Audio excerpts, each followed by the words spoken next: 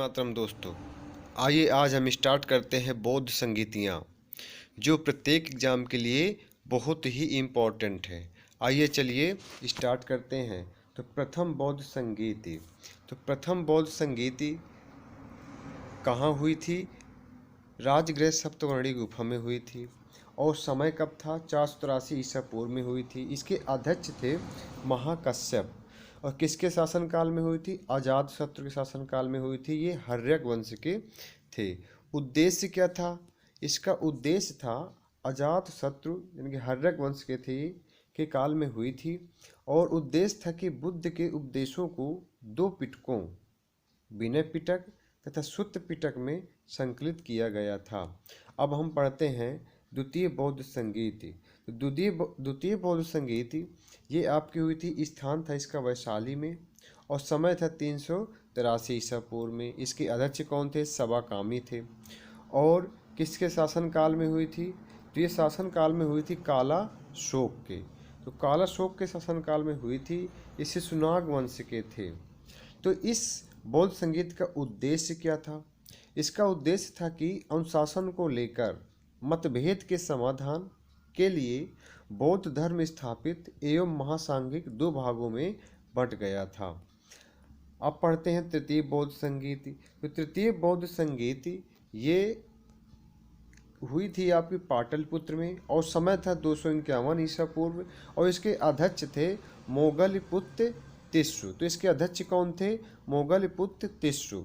ये प्रत्येक एग्जाम के लिए बहुत ही इम्पोर्टेंट है और कई बार ये पूछी गई हैं। तो इस किसके शासनकाल में हुई थी? ये हुई थी अशोक के शासनकाल में हुई थी। और अशोक किस वंश के थे? ये मौर्य वंश के थे। इस बौद्ध संगीत का उद्देश्य क्या था? संघ भेद के विरुद्ध कठोर नियमों का प्रतिपादन करके बौद्ध धर्म को स्थायित्व प्रदान करने का प्रयत्न किया गया। तो धर्म ग्रंथों का अंतिम रूप से संपादन किया गया तथा तीसरा पिटक अभिधम्म पिटक जोड़ा गया। तो क्वेश्चन ये आएगा कि तीसरा पिटक अभिधम्म पिटक किस संगीति में जोड़ा गया था? किस बौद्ध संगीत में जोड़ा गया था? तो तीसरी बौद्ध संगीत में जोड़ा गया था। आइए हम पढ़ते हैं अब चतुर्थ बौद्ध संगीति। तो चतुर्थ बौद्ध संगीति ये हुई थी कश्मीर के कुंडलवन में। और कब हुई थी? प्रथम शताब्दी में। तो इसके अध्यक्ष कौन थे? इसके अध्यक्ष थे वसुमित्र। कौन थे इसके अध्यक्ष? इसके अध्यक्ष थे वसुमित्र।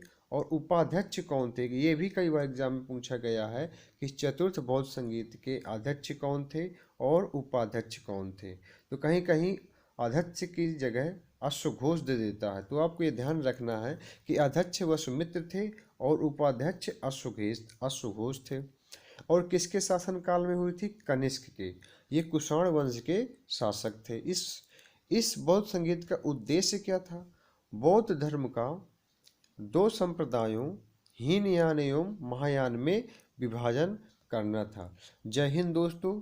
यदि आपको वीडियो अच्छा लगा हो तो आप चैनल को लाइक एंड सब्सक्राइब कर सकते हैं। और यदि आपको इसका PDF चाहिए तो डिस्क्रिप्शन में लिंक दिया गया है, आप टेलीग्राम चैनल को से जुड़ सकते हैं। जय हिंद दोस्तों।